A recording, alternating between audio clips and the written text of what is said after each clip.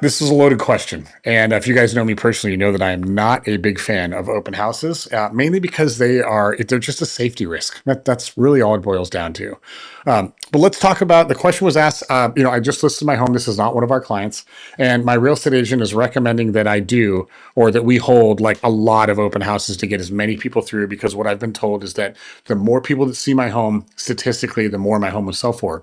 And that stat is a very true stat. The more people that come through your home, the more offers you will get, the more your home will sell for. That is a true stat. So I want to make sure that your agent telling you that was a correct thing. However, here's what I think about open houses. There's two ways to do it. Way number one is it's Wednesday right now. I want to do an open house at 1, so I'm just going to go out there and put 10 signs. I'm going to sit there for 3 hours, and maybe I'll update the MLS and say it's open, and then let's see what happens. I would not do that. That is a waste of time because I don't have control over the outcome. I want control over the outcome when we market things.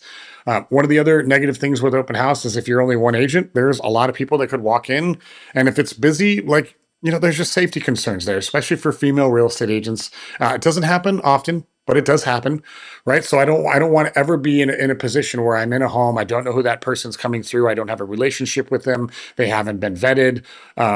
You've got to remove like prescription drugs. You got to make sure, like, not that your safe would ever be unlocked, but everything's got to be locked up. Like, there's just a lot of preparation for open houses.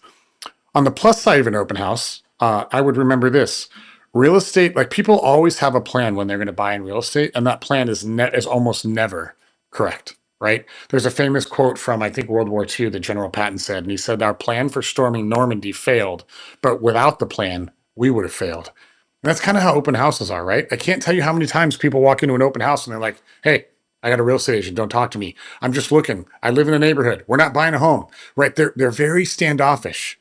And then an hour later, they're saying, "Well, what can I get this home for? You think they'll accept a cash offer for this? Do you think they're like, are they sick?" They start asking all these other questions. And in the back of our head, we're thinking, like, hey, an hour ago, like, you didn't even want me to talk to you. Now we're talking about writing an offer. So the good thing about open houses is that a lot of that real estate that comes through that was never um, like buy the plan, which I would say is probably 70% of all real estate purchases never buy the plan. Like a home pops up, like somebody gets pregnant, there's a job relocation, something that's not like, planned.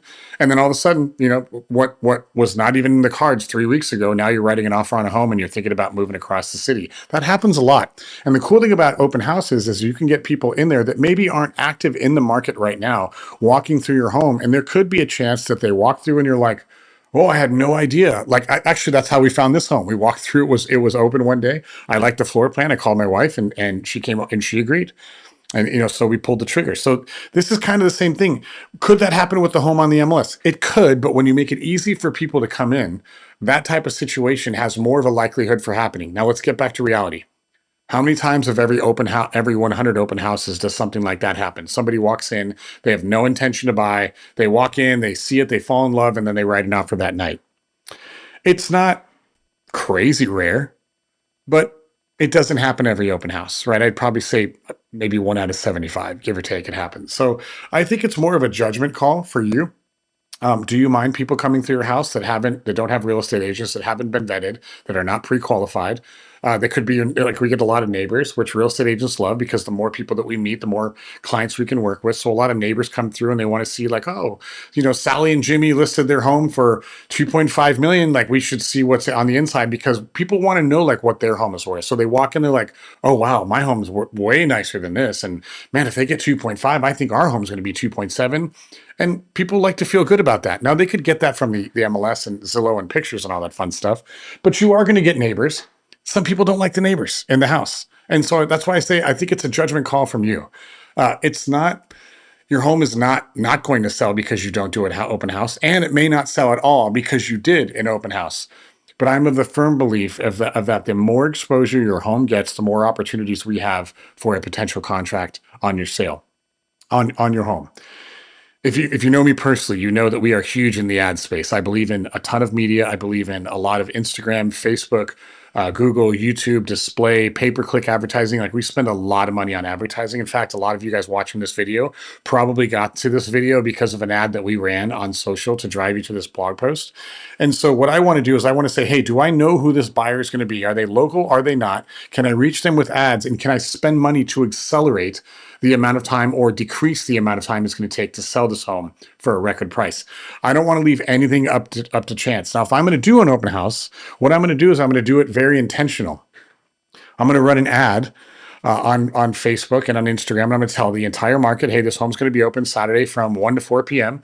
I'm going to do a little bit of a bribe of why I think you should go. Maybe that's like a Target gift card giveaway or an iPad or food or drinks or something like that. There's going to be some ethical bribe that I'm going to use to get you there. And then I'm going to probably run some level of a contest of guess the price or how many people came through or how many offers, or we'll make it fun around something.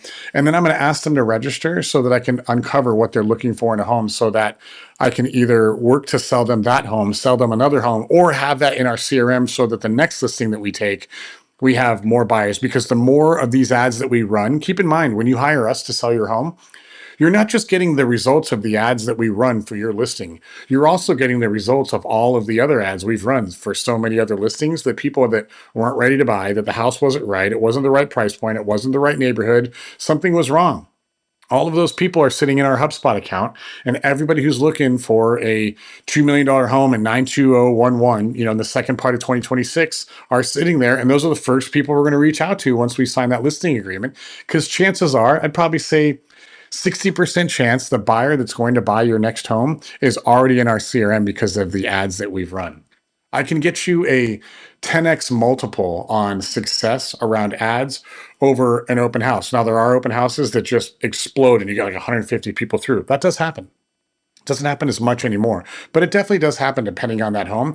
I can manufacture that level of exposure with a paid ad. So I'd rather go the ads route, A, because we can do it from the office, B, because I can get you a quicker result, and C, you don't have to worry about the safety part of people going through your stuff. And, I would love to tell you as a real estate agent, we're with every client, but we just can't be everywhere at once, right? So there are some concerns. And let's be honest, I don't know that you want to live out of a suitcase every single weekend because your agent's going to hold an open house on Saturday and Sunday. So it's a judgment call. If you have specific questions on that, use the contact form in YouTube below, or if you're on the website, click contact Steve up above. I'm happy to walk you through, like, if I think an open house is going to be good for your home or not. Again, it's not a single policy. Some homes it would do obscenely well with. Some it's going to be a complete waste of time, right? I would probably err that most are a waste of time unless they're very planned, but the market moves pretty quick when we do our job to where we really don't need to do it. But like I said, your home may be a little bit different and we may need to do it from there.